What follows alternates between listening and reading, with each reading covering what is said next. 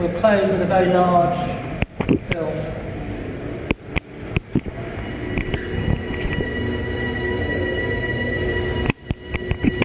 So instead of little things that are talking the screen, we can do something big.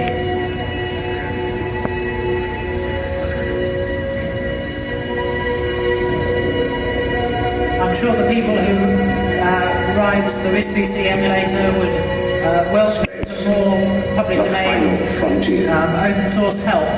These are the voyages of As you can see, they've already done really quite a good job. its continuing mission to explore strange new worlds. So I hope ARM will continue to allow people to explore new worlds. Thank you.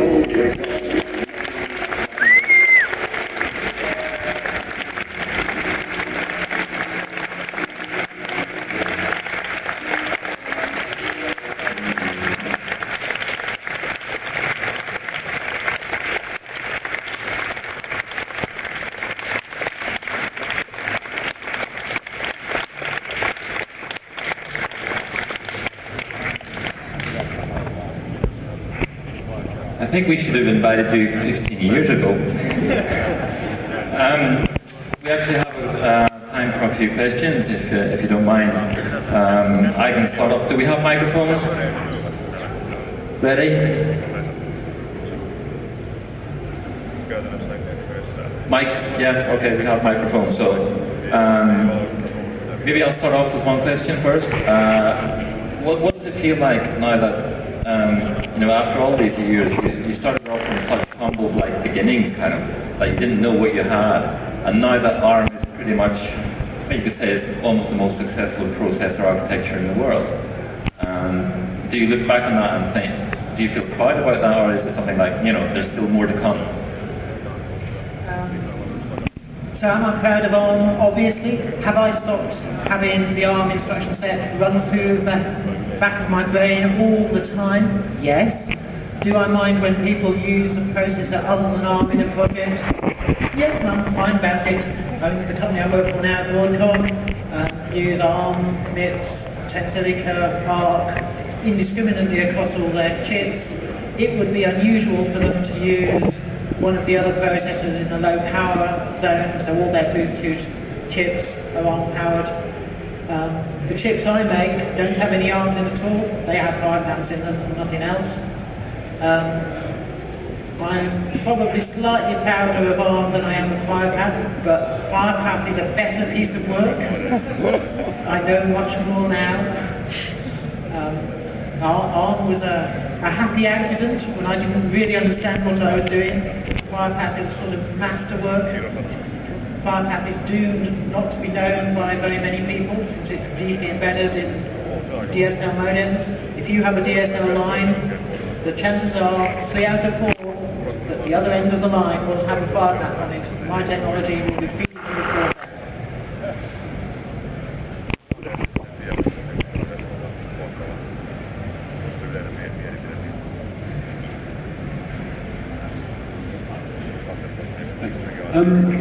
The question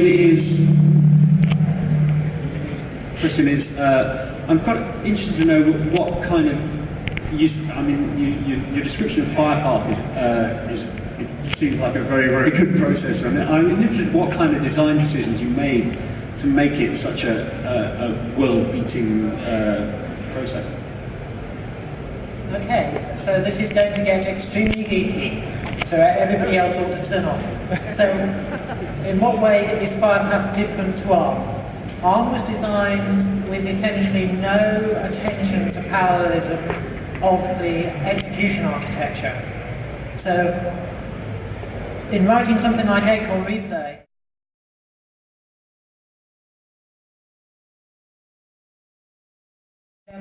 speed and get those sorts of performances out of it. The Acorn Replay engine running on the ordinary machines is capable of processing about 1 million pixels a second. And the key to doing that was doing subword parallelism, doing 3 lots of 8-bit per 32-bit word per cycle in order to get some speed. Now on the original ARM design, that was quite clumsy, and I would be packing 8-bit numbers padded by 2-bit values, so that when I added or subtracted things, the carriers drifting along didn't overflow into the next partition number, so there had to be dead space.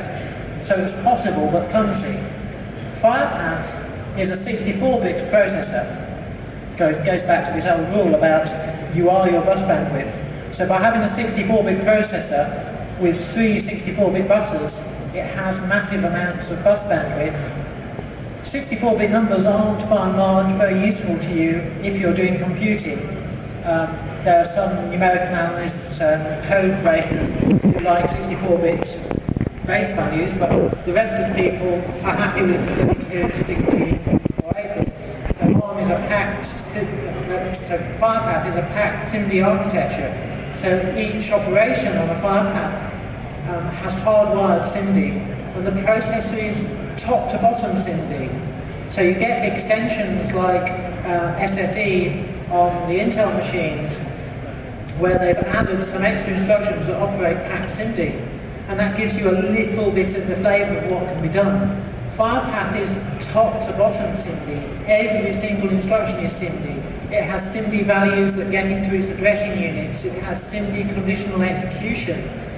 ARM has sort of scalar conditional execution, but FirePath can conditionally execute across all of its SIMD lanes. So it can do much more. Now that's one level of power. ARM is also pure scalar in its instruction set, and until recently has been scalar execution. Cortex-A9 and Cortex-A8 before it have limited amounts of dual issue capability in the ARM architecture. So FirePath is real IW. It has a 64-bit instruction. 64 bits is far too many to put in an instruction unless you make it have multiple instructions. So a FirePath instruction can have 4 different tasks in it that the processor executes. So by the time you've got a processor that can do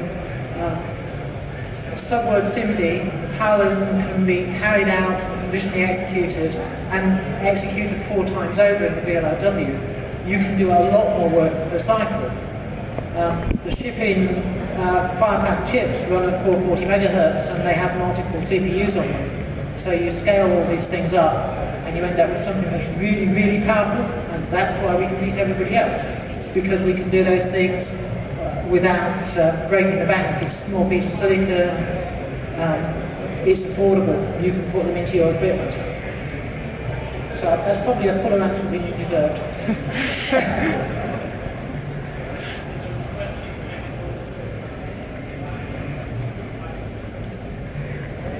Have you seen the movie called Microman? Because I couldn't miss some of the similarities between your story and the movie.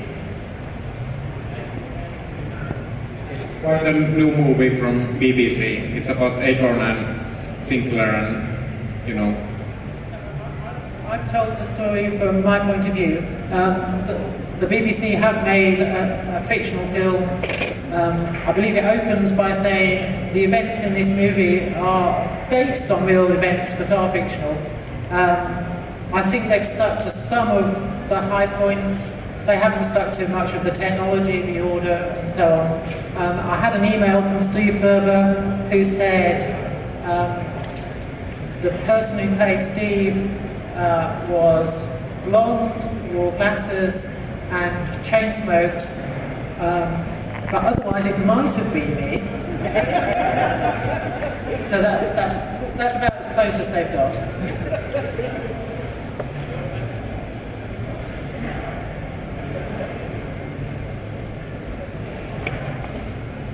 Hi Sophie. Hey, please. What was your feeling about the competition between Acorn and Amiga and Atari during that time? Because, okay, Acorn was so much ahead of time. It was released several years before it was supposed to release compared to Amiga or Atari. How did you feel about that? So inside Acorn, it was simply a race to develop all the technology. We weren't actually that aware of what was going on outside.